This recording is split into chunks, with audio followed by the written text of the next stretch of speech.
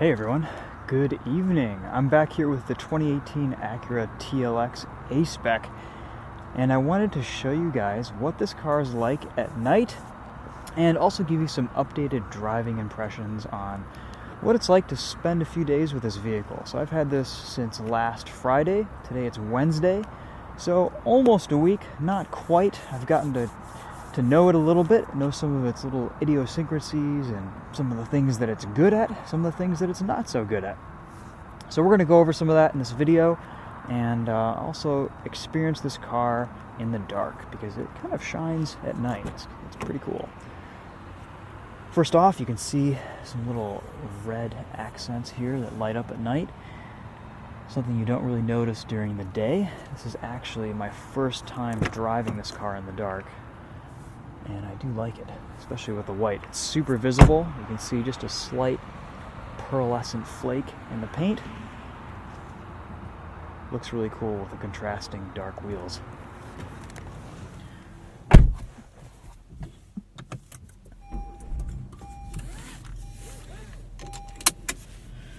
Alright, so right off the bat, you notice that these headlights are really quite powerful.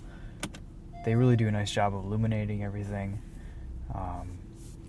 You've got nice sharp gauges. I like the colors in here. You can even bump up the brightness just a little bit more. It's probably a little bit too bright, but you get the idea. It's a nice looking interior at night. So we're just going to start off in normal driving mode and work our way up to Sport, and then Sport Plus, which is where this car really does shine.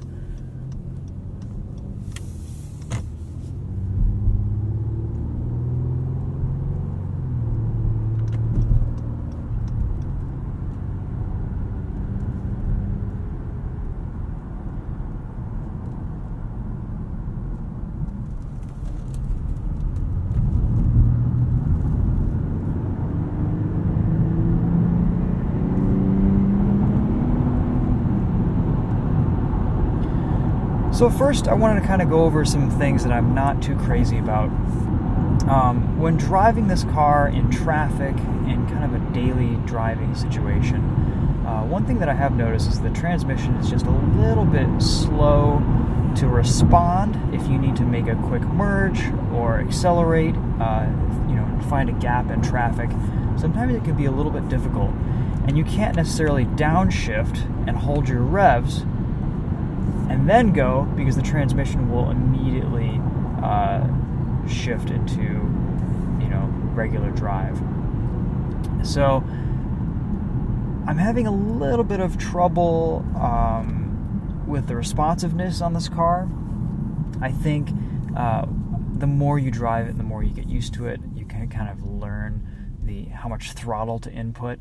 I'm finding that I'm either pushing down the accelerator pedal and I'm not getting enough power, or I'm getting way too much.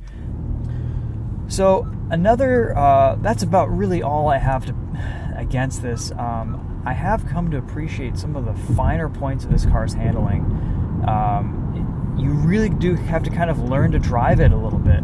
This car corners hard under throttle, and when you're not on throttle, it has just a little bit of understeer. Though it's not bad, it actually rotates pretty well. So, in my initial review a few days ago, I said there was just a bunch of catastrophic understeer. And it's true, there is a little bit of understeer at the limit in this car, but it's not quite as bad as I made it seem. These tires are eco tires. They are not performance tires. And honestly, for what they are, they grip great. You can drive this car 8/9 and it feels fantastic. It's lively, it rotates under power, turn-in is nice and crisp. You can really feel the sport suspension going to work for you, and just the subtle tweaks that Acura made on this car, I think, do pay off in the handling department without a whole lot of compromise in ride quality. So that's good. I think when you're really hustling this car, this would be fun on a back road. You could enjoy this. You put it into Sport Plus mode, the transmission sharpens up, everything just becomes a little bit more immediate. This isn't this isn't an immediate car. It's a little bit lazy. It's a little bit of a brute. All the controls are heavy. Everything's weighted just a little bit more than you would think. But check this out. Understeer and then into oversteer, or at least neutral power out of the corner. You really do have to power out of turns to get any rotation or any significant grip out of this car, which is kind of fun. But again, that's something you have to kind of learn how to drive it. You have to drive this car just a little bit differently than you would necessarily think. It's not going to rotate off throttle like some other all-wheel drive cars will. And a few of you guys mentioned in the comments in the previous video, you said you kind of have to learn how to drive this car a little bit, and it's very true. Let's throw it back let's put it into sport mode here. I do like this button where you can change the dynamic driving modes. It's nice because you can immediately reach it. It falls right to hand, and I even have a little display for the SH all-wheel drive on the gauge cluster there, which is kind of neat. Actually, you know what? Let's squeeze over into this turn here. We might be able to get ahead of these guys. So we're in sport mode for now. Engine just turned off because we've got start stop activated. Makes for very quiet stoplights. Alright, off we go here. I think I picked the right lane. Let's see if we can get over here. Now in sport mode, I actually like the characteristics of the transmission just a little bit better. It tends to give you more power and torque in lower gears, and doesn't seem to be as eager to upshift so quickly. In normal mode, there's just a little bit of funkiness going on.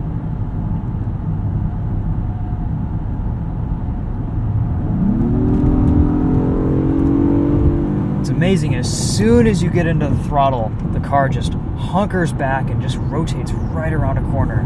That super handling all-wheel drive is just, it's doing work. It's great.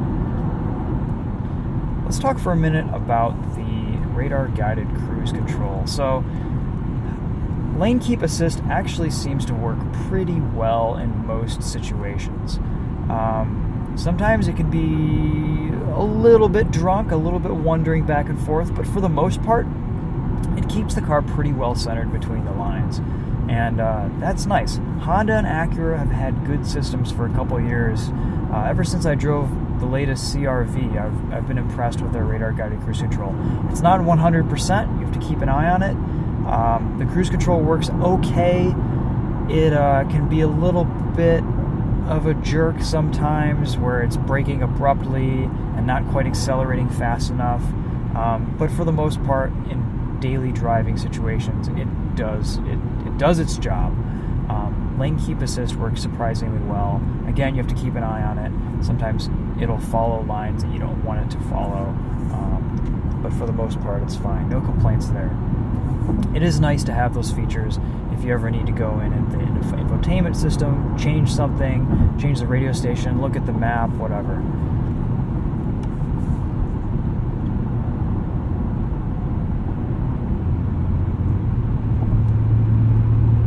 I do prefer driving this car in sport mode. I think the transmission and the power delivery and just the kind of drivability of the entire car is just a little bit better.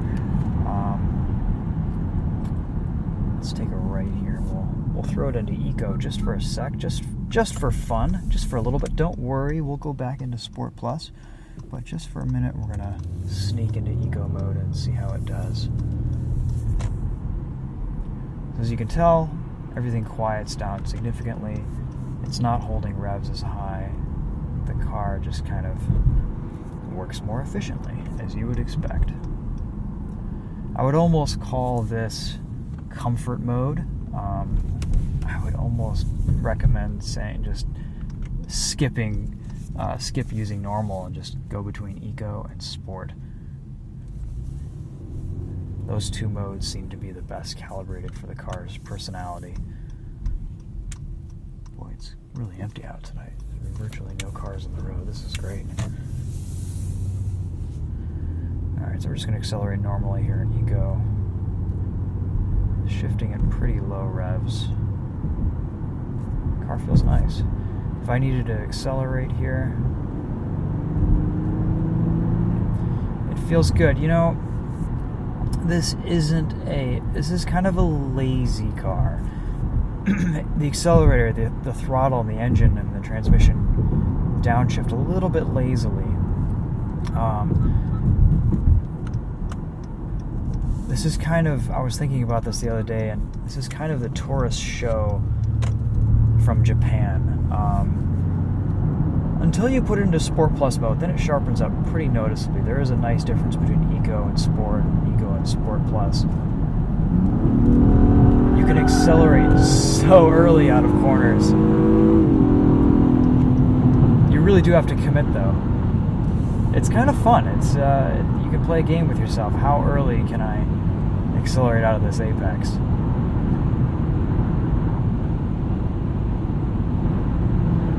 And of course, in Sport Plus mode, it's going to hold the revs up. Not going to shift past 6th gear unless you go into manual. The pedals seem to work pretty well for a traditional automatic. This is a 9-speed. At 70 miles an hour, you're cruising at about 1,600, 1,500 RPM. Pretty low revs. All week on the readout, it seems like I've been getting about 24, 25 mpg. About 24 mpg. Not too bad for an all-wheel drive big sedan like this.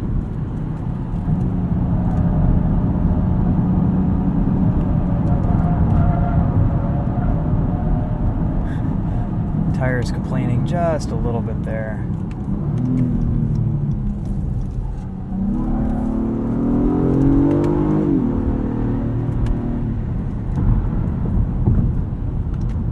This would be a really fun car to drive in the wintertime with some proper snow tires. The understeer, though. I am sure that a set of high-performance summer tires would completely solve the understeer woes. Different tires have different handling characteristics, irrespective of chassis tuning. And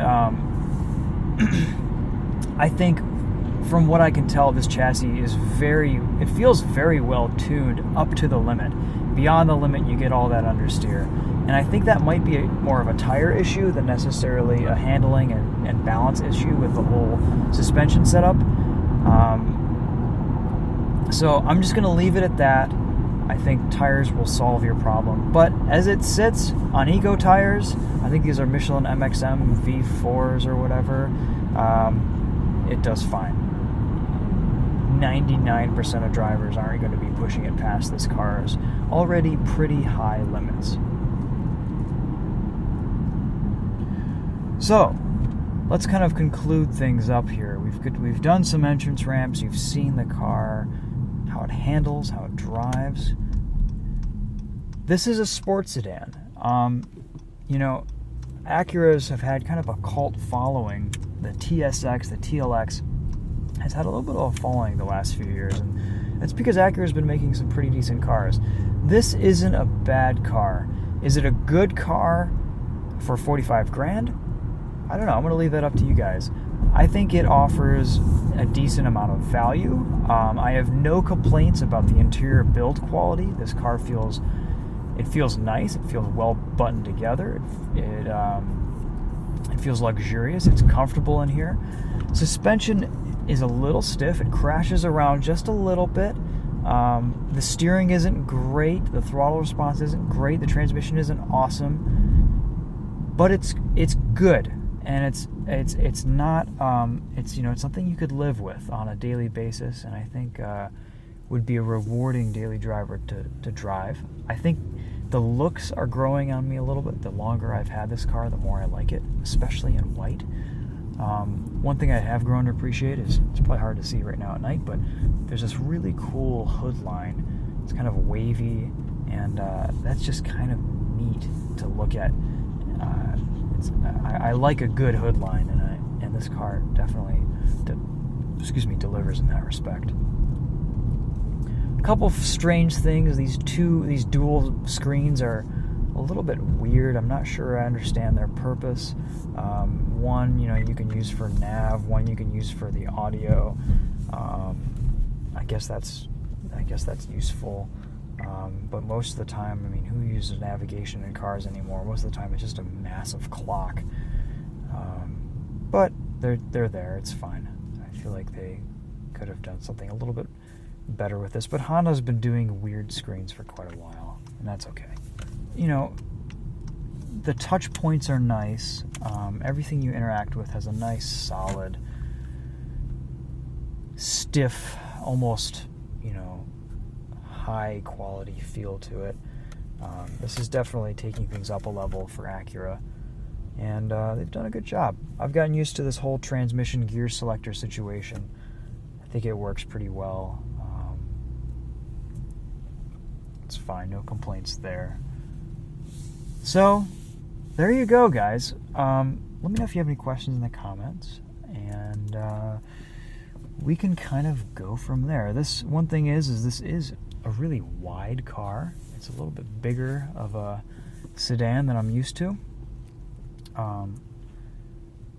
So it definitely has a little bit more of a road presence than you would expect. I think it's just a little bit more difficult to put into parking spaces. This is not a small vehicle.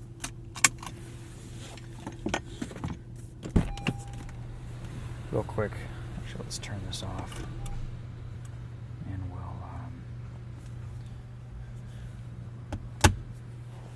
we'll take a look around the outside here. I'm a big fan of these headlights. They really do a good job of illuminating everything at night. They're so bright.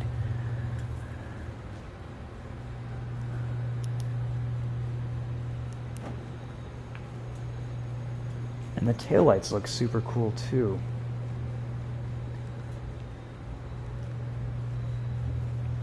I love these lines. Looks great. There's a little bit of Alfa Romeo Giulietta here, or something. Just a little bit of an Italian line right there. I like it. This car, I think overall, despite its size, does have pretty good proportions. You can see it's basically filling up this entire parking space. It is wide. I like the rear end design. It has kind of that traditional Acura shape to the trunk line. The diffuser looks good. The fake exhaust tips add a nice touch, even though they're not quite real. I'm not in love with it, but I like it. I think it's a cool car. If you need something that's practical and reliable and all-wheel drive and just a little bit different from the norm. That's the thing about this car, is that the Acuras have always just been a little bit different from the norm, and I think it's a car that a car enthusiast can own and drive and enjoy, but also not have to worry about, and can take the family and friends around in comfort and safety, and when you need it, you can have a little bit of performance at the same time. So anyway, guys, that wraps up my views on the Acura TLX A-Spec. I think that's kind of everything that I've just been compiling in my head for the last week or so, half a week, however long it's been. But yeah, so that's it. Thanks for watching. We'll see you guys in the next POV review and next video. Take care. Have a good night.